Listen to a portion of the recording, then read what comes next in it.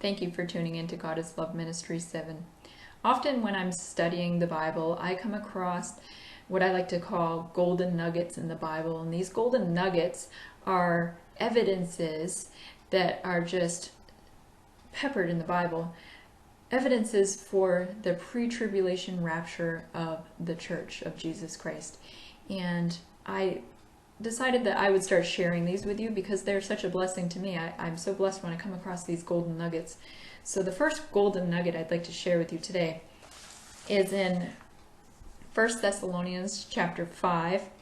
Starting in verse 2, it says, "For you know very well that the day of the Lord will come like a thief in the night, while people are saying peace and safety, destruction will come upon them suddenly as labor pains on a pregnant woman, and they will not escape."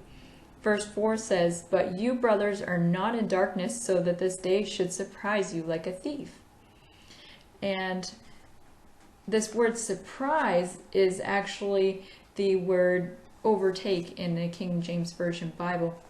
And that word overtake means to come upon suddenly, which is where this word surprise comes from here in the 1984 NIV Bible. So I wanted to look more in depth at this, what this means. You brothers are not in darkness, so that this day should surprise you like a thief. This day will, so what Paul's writing is that this day will not surprise you, will not come upon you suddenly, it will not overtake you. But I really wanted to look at the Greek word, the original Greek word for this word overtake. We get our translation of the Bible, the King James translation of the Bible was translated from a Greek manuscript, which is the oldest of the manuscripts that we have available to us. So I wanted to take a look at what this word overtake is in the Greek, and it's the Greek word 2638 in the Strong's Concordance, and it's the Greek word katalambano, and I don't know if I'm pronouncing that properly, but katalambano means to take eagerly, to seize or possess.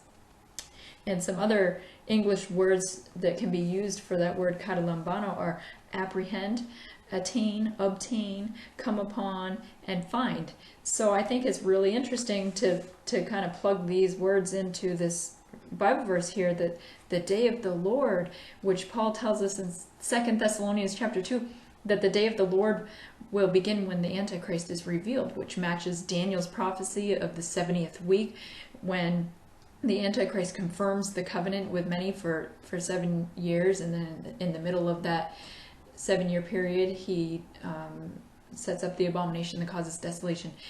Then we have in Revelation that first seal being opened by Jesus Christ himself is the loosing of the Antichrist for allowing him to start doing his thing on earth.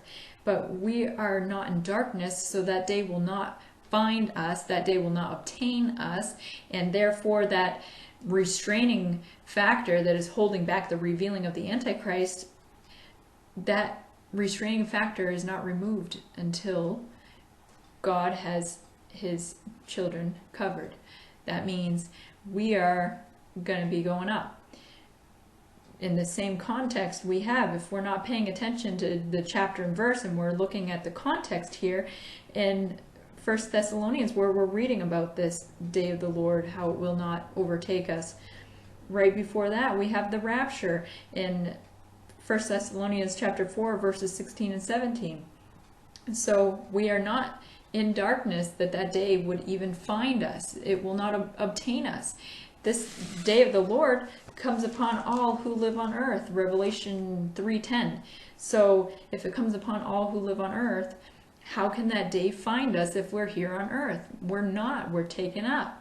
So this is just really cool, just to look at the meaning of the word overtake. That word will not attain us, it will not obtain us, it will not come upon us, it will not apprehend us, it will not find us. That day, the day of the Lord, when God's wrath begins on the unbelieving world for rejecting him, it will not come upon his righteous children who Jesus Christ has made righteous. He's cleansed us of our sins. We need no more purifying, or we need no works to be holy in his sight. We are already holy in his sight. Colossians chapter 1 verse 21 and 22 says, once you were alienated from God and were enemies in your minds because of your evil behavior, but now he has reconciled you by Christ's physical body through death to present you holy in his sight, without blemish and free from accusation. So God bless you. Keep an eye out for the golden nuggets to come.